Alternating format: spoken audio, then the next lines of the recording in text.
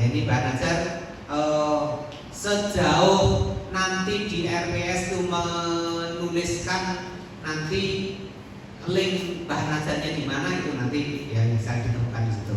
Baik, kita mulai dulu dari rencana pembelajaran semester, komponen RPS. Sebenarnya gini, terminologi RPS itu di Permen 53 itu tidak ada lagi. Yang di sana hanya mengungkap tentang perencanaan pembelajaran. Tidak lagi rencana pembelajaran semester ya. Maka perguruan tinggi mau mengatakan RPS, mau mengatakan SAP, mau mengatakan RPP, itu nanti bergantung bunyi SPMI-nya bukan ya, gitu ya. Sehingga kalau di standar atau sistem penjaminan mutu internalnya masih menggunakan terminologi RPS, rencana pembelajaran semester, berarti dokumen perencanaan pembelajaran kita itu juga bernama rencana pembelajaran semester. Masih begitu tuh Bu? SPM-nya? Nah, baik. Di dalam RPS ada nama program studi, kode, semester SKS, kemudian nama dosen pengampu, CPL yang dibebankan pada mata kuliah dan dirumuskan dalam CPMK. CPL dibebankan pada mata kuliah dari RPS yang dilampirkan di dokumen kurikulum dan nampaknya ini masih belum karena CPL-nya belum clear ya, sehingga belum klop antara CPL di RPS dengan CPL di dokumen kurikulum. Berikutnya adalah rumusan CPMK. Selanjutnya sub CPMA sebagai kemampuan akhir yang direncanakan setiap tahapan pembelajaran dan dikaitkan dengan CPL. Jadi nanti yang punya relasi dengan CPL itu bukan CPMK, tetapi sub CPMK. Bahan kajian atau materi pembelajaran, bentuk pembelajaran, metode pembelajaran, modalitas pembelajaran. Nah, modalitasnya saya juga belum melihat ada di RPS Bapak Ibu sekalian karena belum menggambarkan mana yang anti-learning ya, yang blended learning, mana yang pembelajaran luringnya, daringnya belum kelihatan. Berikutnya adalah SKS dan ekivalensinya. SKS ekivalensi itu adalah beban belajar mahasiswanya. Pengalaman belajar mahasiswanya karena belum ada tugas, karena pengalaman belajar itu dalam bentuk tugas. Tugasnya tidak kelihatan, maka pengalaman belajar yang dituliskan di RPS yang kemarin saya lihat itu ya juga karena ini ya, karena rancangan tugasnya ada kelihatan gitu ya, belum ketemu, sehingga pengalaman belajar yang ada di RPS itu belum berkaitan dengan tugas. Berikutnya adalah indikator, kriteria indikator dan bobot penilaian. Kriteria indikator sudah ada, bobot penilaian sudah ada, referensi ya. Ini anatominya.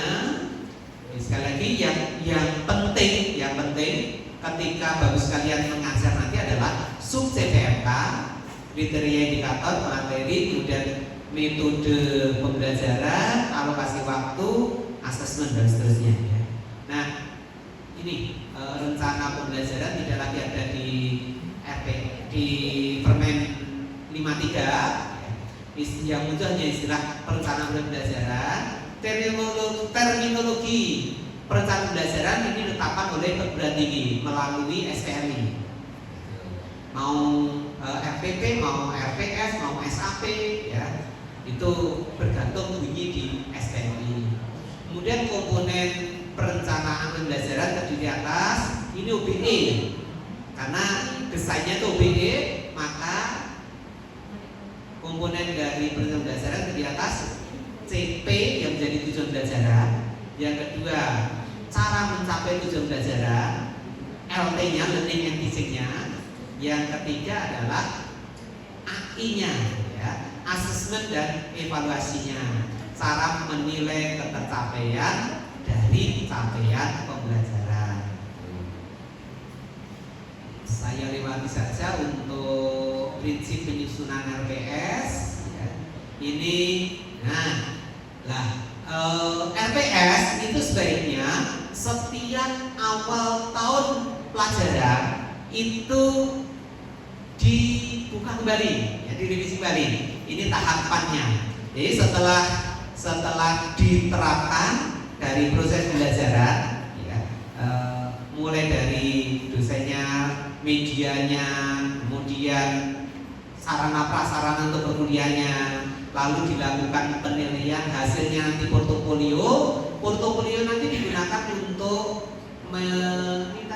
melihat kembali sub CPMK yang kita uraikan di RPS kita.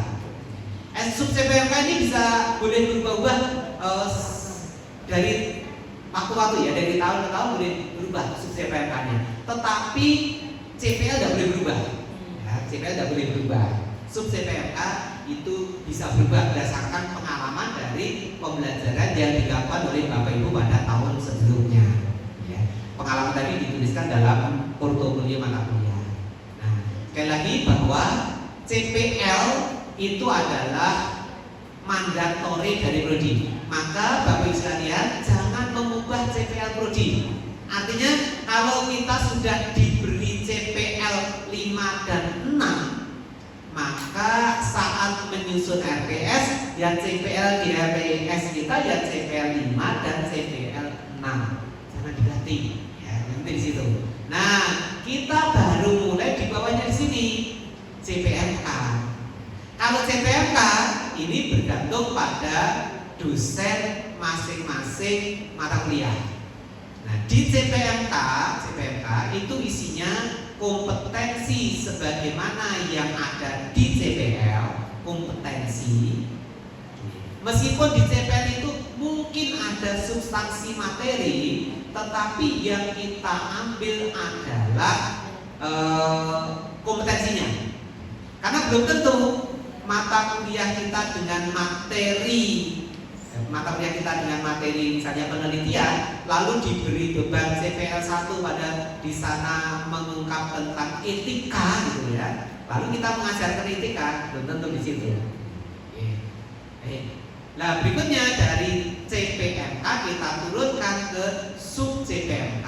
Nah, dari CPMK ke sub CPMK itu menurunkannya dengan menggunakan analisis pembelajaran. Analisis pembelajaran. Ini pernyataan dalam CPMK.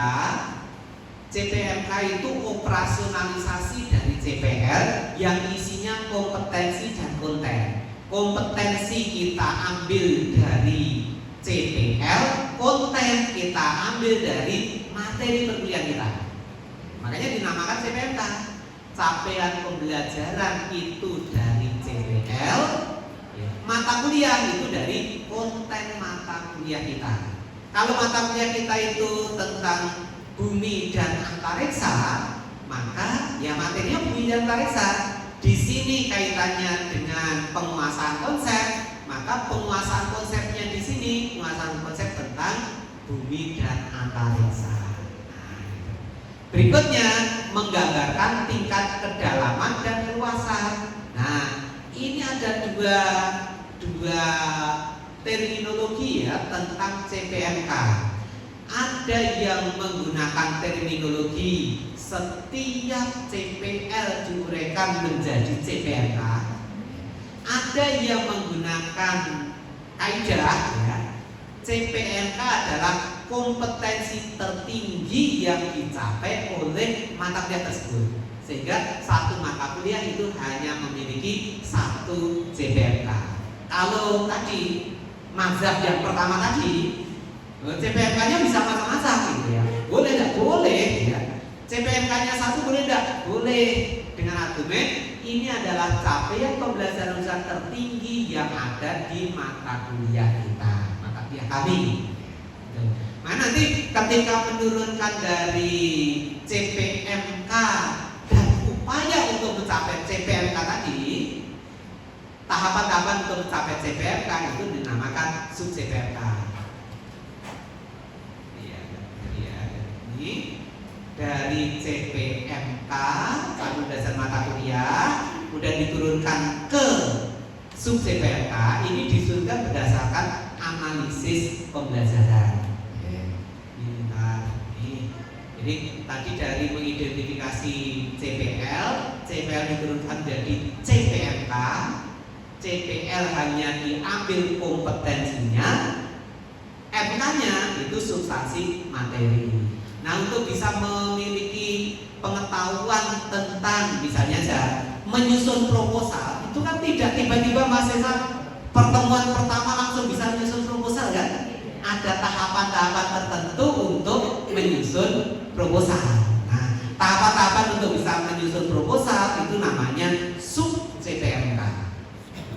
Jadi sub CPMK itu menggambarkan tahapan-tahapan untuk bisa mencapai capaian pembelajaran mata kuliah. Jadi nanti jangan sampai dibuat bingung. Dulu Mas Arto menjelaskan CPMK-nya itu satu, kok ini CPMK-nya itu banyak. Sama saja antara satu dengan yang banyak tadi. Karena CPMK itu tidak akan diukur nanti. Jadi CPMK tidak akan diukur. Yang diukur di mana? Sub CPMK. Moga silakan. Kan tadi CPM kalau kita ngikutin yang ASI itu kan berarti kita ada sub-subnya sudah ada SP, KK dan Ya. Kemudian berarti seperti yang Bapak tadi sampaikan CPMK itu bisa satu karena kompetensi tertinggi dalam mata kuliah tersebut. Berarti tidak harus satu CPM itu diturunkan ke jadi CPMK gitu. Betul, tidak harus begitu. Tidak harus gitu. Makanya nanti Bapak Ibu gunakan aturan itu juga ada. Jadi di panduan kurikulum dua-duanya ada. Nah, dua-duanya ada. Misalnya mata kuliah itu diberi 4 CPL. CPL. Lalu setiap CPL tadi diturunkan ke CPMK, sehingga nanti akan muncul lebih dari 4 CPMK. Misalnya ini ada 4 CPL. CPL 1 menjadi 1 CPMK. CPL 2 menjadi 2 CPMK. CPL 3 jadi 1 CPMK lagi. CPL 4 menjadi 1 CPMK. Jadi 4 CPL jadinya 5 CPMK. Boleh tidak boleh itu? Boleh. Ya boleh. Ya boleh. Karena Pak, itu nanti juga tidak akan diukur kok. Iya, yang diukur itu subnya. Yang diukur itu subnya.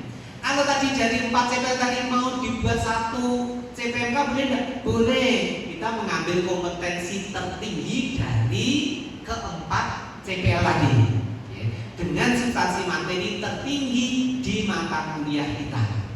Nah, kalau sudah disusun seperti itu, maka nanti CPMK-nya cuma 1 meskipun CPL-nya 4. Bisa begitu. Tapi digambarkan, digambarkan bahwa CPMK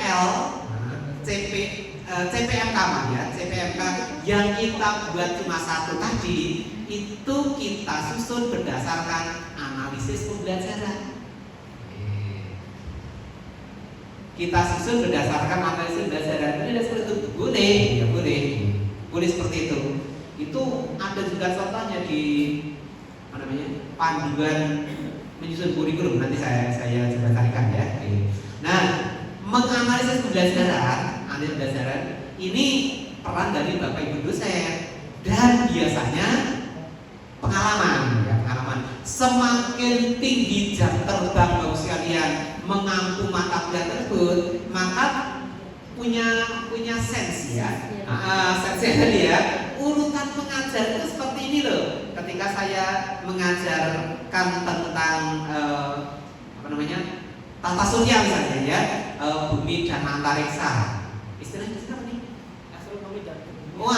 Astronomi dan kebumian. Saya itu mulainya dari sini loh, dari teori tentang jagat raya dulu. Ada yang begitu ya. Tapi ada juga yang pengalaman juga mengajarnya sudah banyak begitu. Saya mulainya itu bukan dari teori tentang jagat raya dulu, tetapi saya mulainya itu dari tata surya di bumi kita, tata surya kita. Karena dengan kita membelajarkan tata surya kita, maka nanti peserta didik itu punya keinginan mahasiswa punya keinginan untuk belajar lebih dalam tentang sebenarnya apa sih tata surya itu. Nah, nanti terakhir munculnya baru muncul teori tata surya, karena teori tata surya itu berkaitan dengan kosmologi. Nah, berarti kan bisa berpikir seperti itu juga. Makanya setiap orang itu punya sense yang berbeda-beda terhadap urutan pembelajaran. Jadi tidak bisa jadi patokan antara satu dengan yang lain.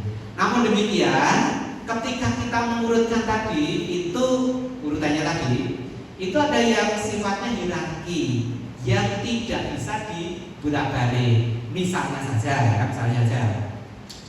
ketika kita mau membelajarkan tentang, jadi di sini ada salah satu lah misalnya ya, membelajarkan mahasiswa kita tentang gaya hukum Newton, itu tidak bisa di depannya kinematika. Mesti kinematika dulu, baru kemudian dinamika. Berarti kan ada urutan yang harus ditaati tadi itu ya. Itu namanya urutan struktur hierarki. Tapi boleh juga setelah energi, jadi kinematika, dinamika, kemudian usaha dan energi, terakhirnya nanti ke momentum impuls. Setelah momentum impuls, lalu bisa milih mau ke rigid body, benda tegak, mau ke getaran, atau mau ke fluida.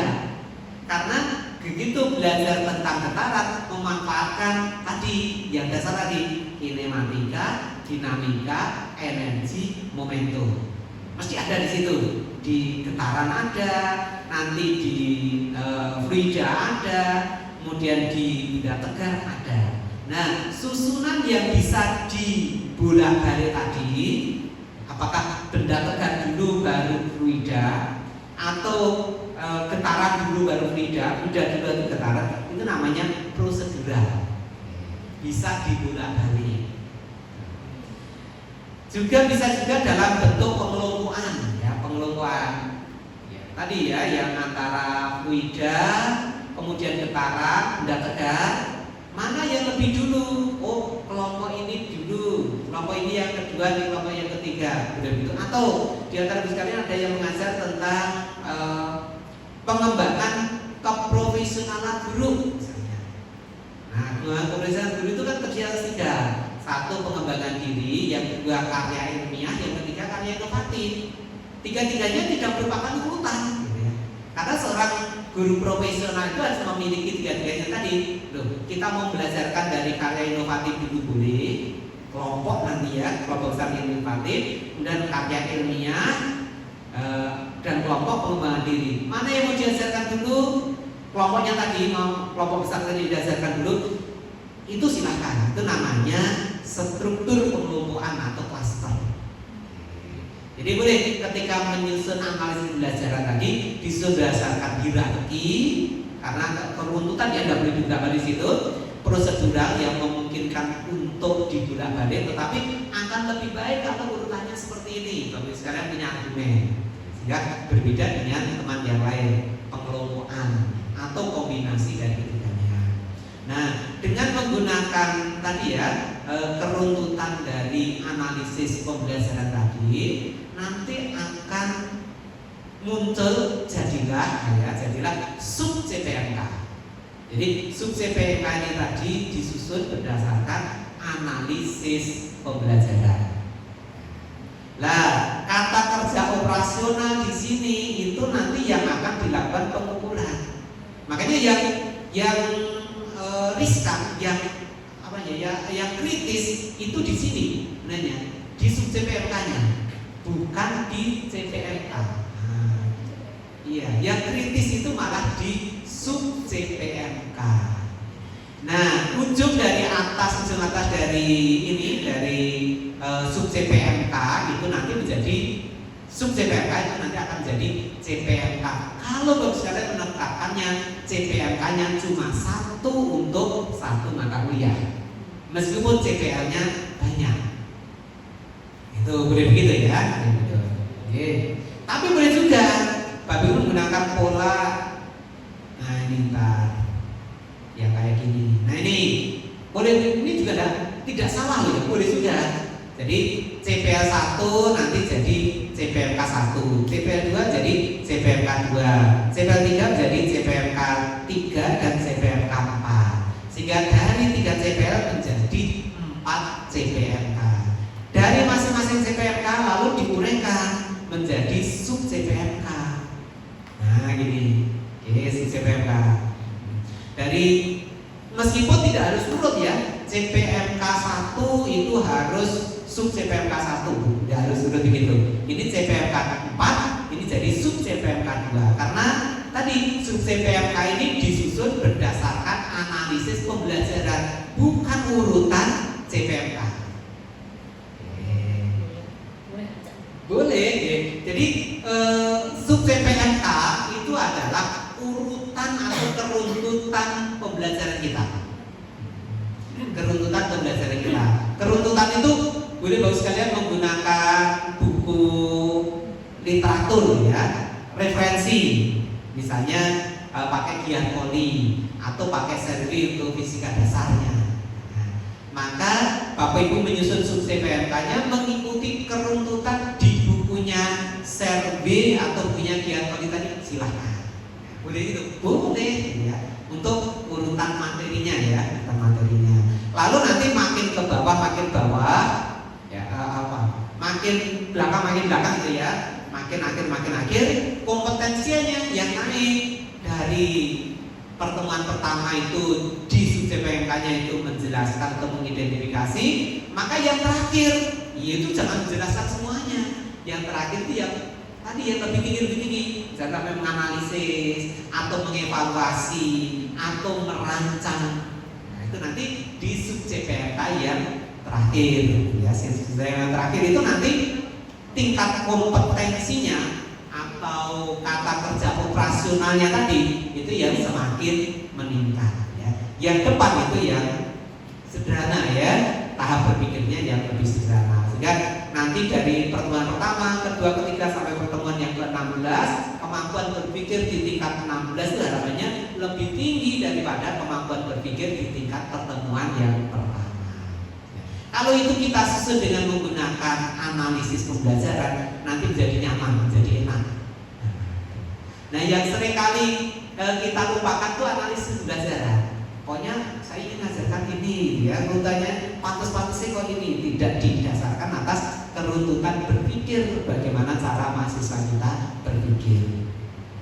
Metakognisi ya, berpikir bagaimana orang lain berpikir, memikirkan orang lain berpikir. Bapak Ibu, karena sub CPMK ini nanti yang dilakukan pengukuran, maka menyusun sub CPMK itu perlu runtut. Jadi polanya A, B, C, D. Seperti kalau Bapak sekalian mengajar metode penilaian ya, atau mengevaluasi atau di mata kuliah strategi pembelajaran.